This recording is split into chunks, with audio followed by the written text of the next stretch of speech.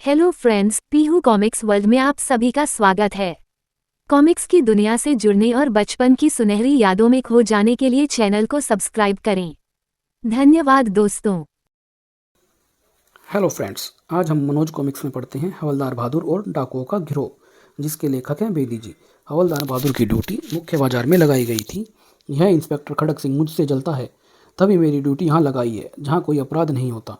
अब तो मैं अपनी योग्यता सिद्ध कर चुका हूँ, फिर भी तभी कुछ दूरी पर एक चोर एक महिला की चैन खींचकर भागने लगता है। पकड़ो मेरी चैन, चोर चोर! चैन खींचकर भाग रहा है।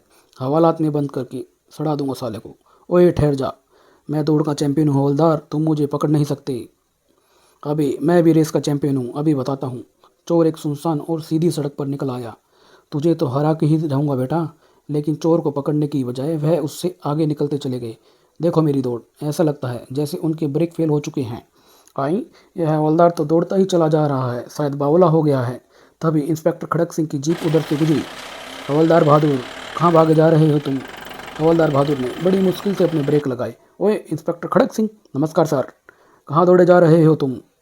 मैं एक चोर को पकड़ने के लिए दौड़ रहा था सर। वह एक महिला की चैन खींचकर भागा है। लेकिन चोर कहाँ है? वह तो पीछे रह गया साहब, मैंने साले को दौड़ में हरा दिया। कह रहा था कि मैं दौड़ का चैंपियन हूँ, यानी तुमने उसे पकड़ा नहीं। ओए भूल हो गई साहब, मैं जोश में होश खो बैठा। और सेटअप, तुम अभी तक गधे के गधे ही हो। इंस्पेक्टर ने क्रोध में भरकर जीप आगे बढ़ा दी। मैं सचमुच गधा हूँ। भला मुझे उस लफंगे के साथ रेस लगाने की क्या जरूरत थी? इंस्पेक्टर खड़क सिंह फिर से मुझे मूर्ख समझने लगेगा।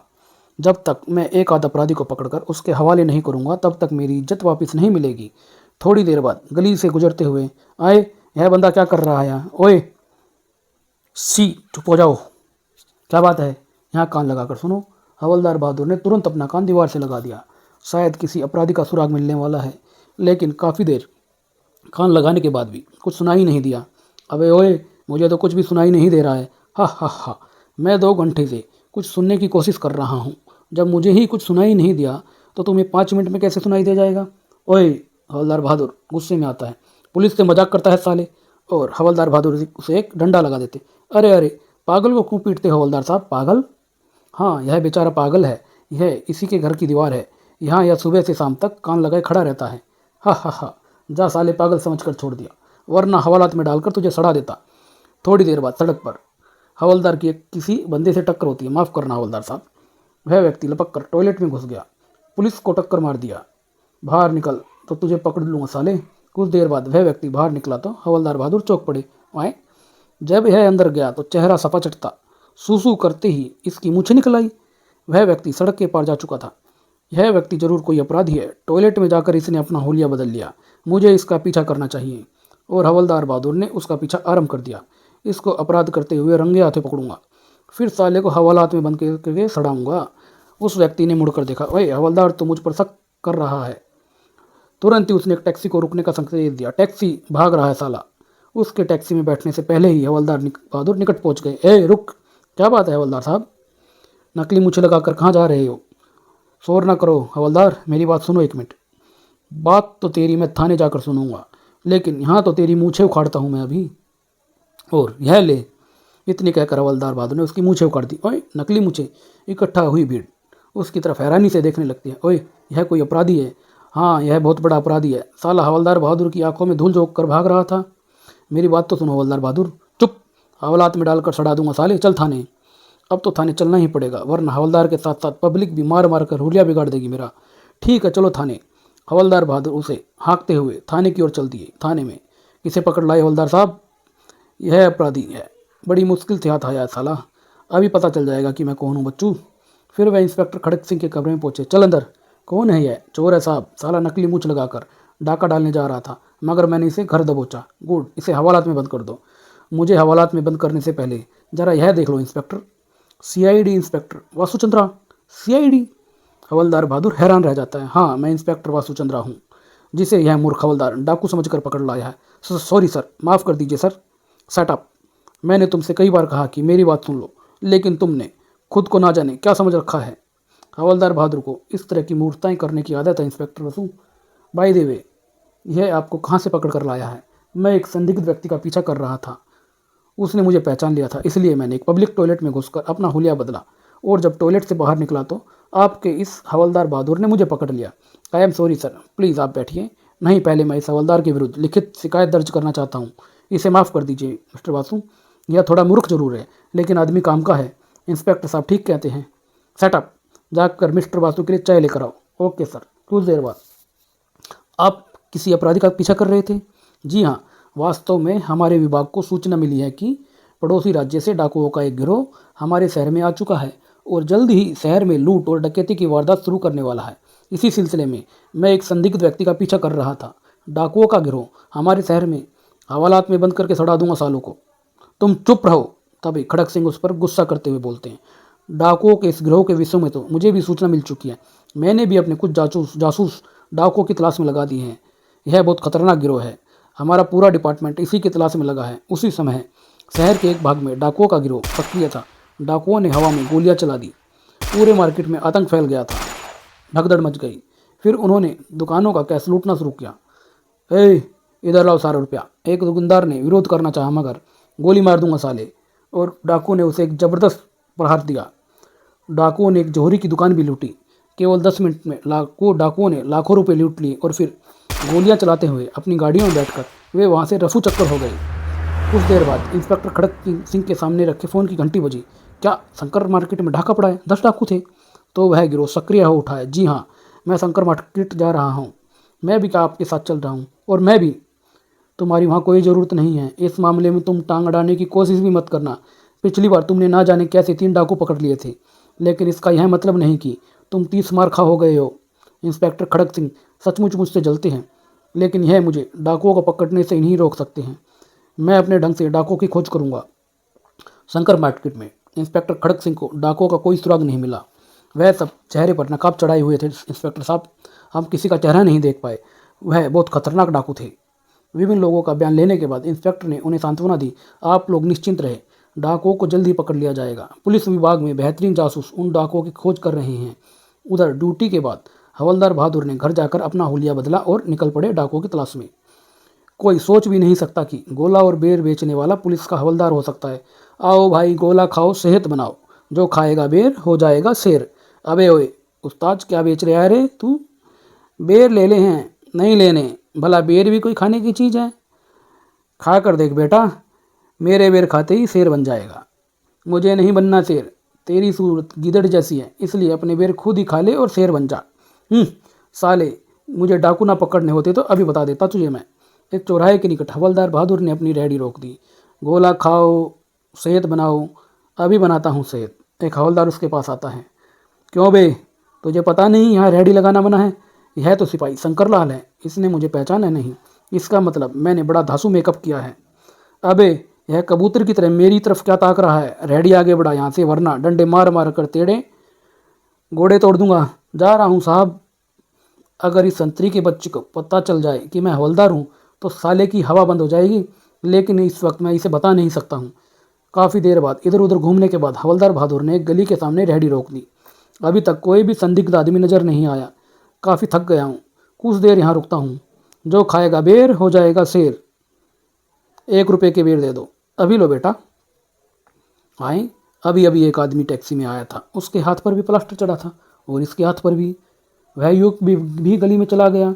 उसके कुछ देर बाद एक और आ गया। फिर एक ऑटो रिक्शा गली के सामने रुकी। हैं, आखिर यह चक्कर क्या है? जो भी आ रहा है उसके एक हाथ पर प्लास्टर है। इस तरह एक एक करके 8 युवक उस गली में प्रविष्ट हुए हैं। आधे घंटे में इस गली में 8 व्यक्ति गए और सबके एक हाथ पर प्लास्टर था। मामला गड़बड़ है। शायद यह सब डाकू हैं और प्लास्टर में चोरी का माल छुपा कर ला रहे हैं। गली के भीतर जाकर देखना होगा। गली अंदर से सुनसान थी।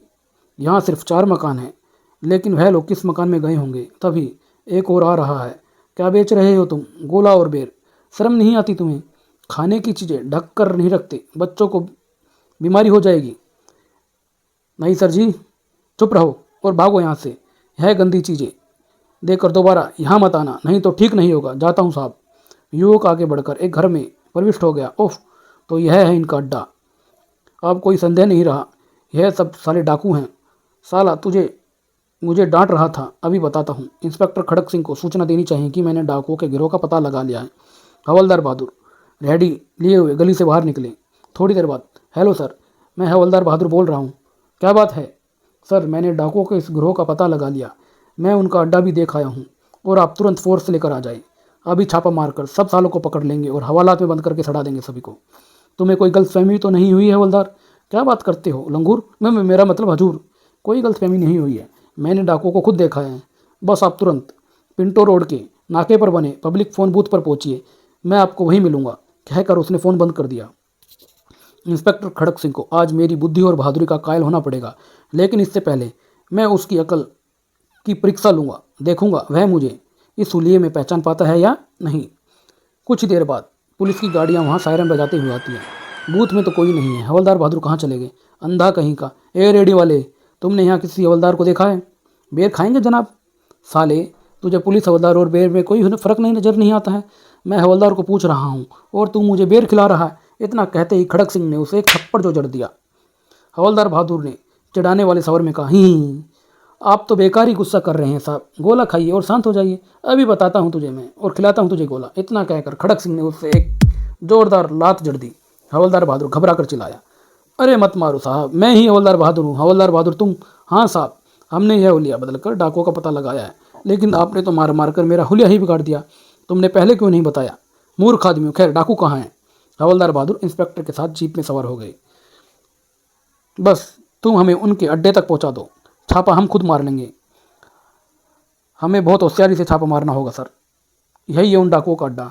यह तो किसी डॉक्टर का मकान है। नहीं सर, यह डाकुओं का अड्डा है। मैंने अपनी आंखों से डाकुओं को भीतर जाते देखा है। इंस्पेक्टर खड़क सिंह पहले अकेला ही मकान के भीतर गया। यह तो कोई प्राइवेट अस्पताल लगता है। क्या बात है इंस्पेक्टर साहब? हमें इस मकान में कुछ डाकुओं के आने की खबर मिली है। डाकू? क्या बात करते हैं इंस्पेक्टर साहब, यह मेरा प्राइवेट क्लिनिक है। यहाँ भला डाकुओं का क्या काम? इंस्पेक्टर ने हवलदार बहादुर को भीतर बुलाया। यहाँ तो कोई डाकू नहीं है हवलदार, यही लोग तो डाकू हैं। देखिए, सबके हाथों पर प्लास्टर चढ़ा हुआ है। यह क्या मजाक है inspector?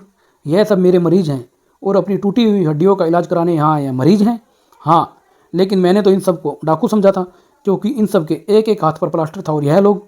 Set up you fool, सिर्फ एक जैसे प्लास्टर के कारण तुमने इन शरीफ लोगों को डाकू समझ लिया। फिर इंस्पेक्टर को डॉक्टर राजकुमार से माफ़ी मांगनी पड़ी। कुछ देर बाद थाने में, आज के बाद अगर तुमने खुद को जासूस समझने की कोशिश की तो अच्छा नहीं होगा। खबरदार, जो फिर कभी ऐसी मूर्खता की, गधे कहीं के। मगर हवलदार बहादुर भी जिद के पक्के थे। अगली सुबह वह एक नए वेश में डाकू की तलाश में निकल पड़े। उन डाकुओं को पकड़ना खड़क सिंह के बस की बात नहीं है। मैं ही उन्हें तलाश करूंगा। चना जोर गरम, शहर के एक पास कॉलेज में चना जोर गरम, मुझे 1 रुपये के दे दो। देता हूँ, मुझे भी दे दो। तभी 2 रुपये के चने देना भाई, पहले इन बच्चों को तो दे दूँ, इन्हें बाद में देना, मुझे ज़रा जल्दी है। अच्छा। युवक चने लेकर निकट ही की एक कोठी में प्रविष्ट हो गया। देखो बच्चों, मेरे चने कोठी वाले भी पसंद करते हैं, तभी आए। इन तीनों के साथ में भी बाजे के वैसे ही बक्से हैं जैसे उस सिप्पी के हाथ में था। हवलदार बहादुर ने के मन में संदेह ने सिर उभारा और कुछ दूर जाकर खड़ा हो गया। ओ, 2 और आ रहे हैं भीतर, बॉक्स भी हैं उनके पास। अब हवलदार बहादुर ने अपने अकल के घोड़े दौड़ाने शुरू कर दिए। कुछ दिन पहले एक अपराधी पकड़ा गया था जो गिटार बॉक्स में राइफल छुपाकर घूम रहा था।